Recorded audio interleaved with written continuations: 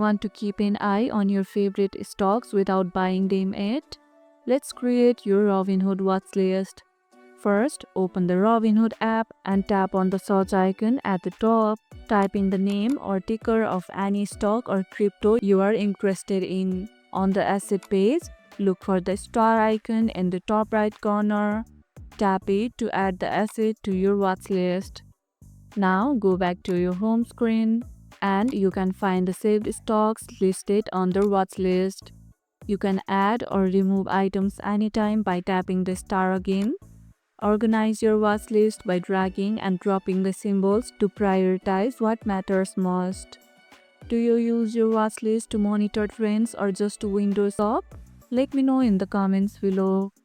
And if this video helped, hit the like button, share it, subscribe and leave a comment. Thanks for watching and I'll see you in the next one.